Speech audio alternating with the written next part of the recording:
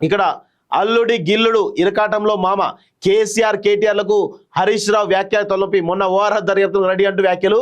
ప్రత్యేక దర్యాప్తు బృందాన్ని ఏర్పాటు చేసినటువంటి ప్రభుత్వం నిన్న కేసీఆర్ కు ఈ సభలో గౌరవం లేదని ప్రకటన. అప్పటి వరకు సభకు హాజరు కారనే పరోక్ష సంకేతం. ఈ రెండు అంశాలను చిక్కులో పడిన సొంత పార్టీ ఆ వ్యాఖ్యల వెనుక ఉద్దేశంపై గులాబీ నేతల చర్చలు. హరీష్ రావు వ్యక్తిగతమా కేసీఆర్ చెప్పించారా అనేది ఒకసారి చూస్తా ఉన్నాం. సో ఇక్కడ చాలా రకాల విషయం తెలుస్తా ఉంది. హరీష్ రావు అడ్డంగా బుక్ అవుతా ఉన్నాడు అసెంబ్లీలో. సో మొన్న అయితే చాలా కామెడీ ఓఆర్ఆర్ పైన మీరు దాని టెండర్ క్యాన్సిల్ చేయండి అని చెప్పేసి మీకు అంత చిత్తశుద్ధి ఉంటే అక్రమాలు జరిగిన తెలిస్తే టెండర్ క్యాన్సిల్ చేయండి, ఎందుకు క్యాన్సిల్ చేస్తలేరు అని చెప్పేసి అన్నాడు కదా.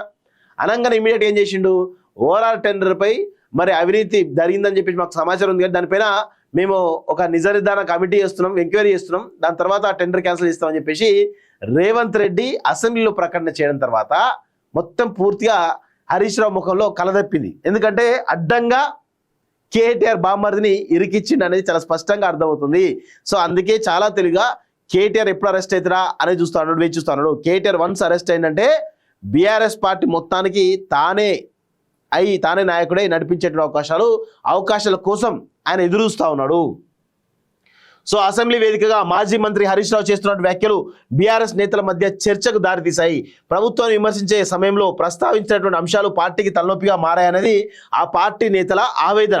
అటు పార్టీ అధ్యక్షుడు కేసీఆర్ను, ఇటు వర్కింగ్ ప్రెసిడెంట్ కేటీఆర్ను ఇరుకున పెట్టేలా హరీష్ రావు వ్యాఖ్యలు మారాయని నాయకులు భావిస్తున్నారు. గత సమావేశం సందర్భంగా ఔటర్ రింగ్ రోడ్ లీజ్ వ్యవహారంలో ప్రభుత్వాన్ని సవాలు చేసే తీరులో ప్రకటన చేశారు. టెండర్ ఒప్పందాన్ని రద్దు చేయవచ్చు అంటూ ప్రభుత్వానికి విజ్ఞప్తి చేశారు. దీంతో ముఖ్యమంత్రి రేవంత్ రెడ్డి వెంటనే స్పందించి హరీష్ రావు విజ్ఞప్తి మేరకు ప్రత్యేక దర్యాప్తు బృందాన్ని సిట్ నియమిస్తున్నట్లు ప్రకటించారు. తాజాగా మాజీ ప్రధాని మన్మోహన్ సింగ్ సంతాపం తెలిపి తీర్మానంపై చర్చ సందర్భంగా ఈ సభ కేసీఆర్ కు గౌరవం ఇవ్వడం లేదు, అందుకే ఆయన రావడం లేదంటూ కామెంట్ చేశారు. అసలు సభకు వస్తే కదా ఆయనకు గౌరవం ఇచ్చేది, లేనిది తెలిసేది అంటూ ఎమ్మెల్యేల నుంచి సెటైర్లు వినిపించాయి. కేసీఆర్ కు గౌరవం దక్కేంత వరకు సభకు రారంటూ హరీష్ రావు పరోక్షంగా సంకేతం ఇచ్చినట్లయింది. ఈ రెండు సందర్భాల్లోనూ బీఆర్ఎస్ ను హరీష్ రావు ఇరుకున పెట్టారనే అభిప్రాయం వ్యక్తమవుతుంది. సో ఓఆర్ఆర్ లీజ్ తో కేటీఆర్ బదనం అయిపోయిండు. కేసీఆర్ ఈ సభలో గౌరవం లేదంటూ ఆల్రెడీ ఆయనే క్లియర్ గా చెప్పడం జరిగింది. సో మొత్తానికైతే మామను ఇటు బామ్మర్దిని ఇద్దరిని కూడా ఇరుకుస్తున్నట్టే తెలుస్తా ఉంది. సో అల్లుడి గిల్లుడు ఇరకాటంలో మామ అంటూ కనబడతా ఉంది. అల్లుడి గిల్లుడు బావ గిల్లుడు ఇవన్నీ వాస్తవంగా చెప్పాలంటే హరీష్ రావు అనేటువంటి వ్యక్తి బీఆర్ఎస్ పార్టీని టేక్ ఓవర్ చేయడానికి చాలా పెద్ద ప్రయత్నాలు చేస్తున్నది చాలా స్పష్టంగా అర్థమవుతా ఉంది. చూద్దాం ఫోటోలో తెలుస్తుంది.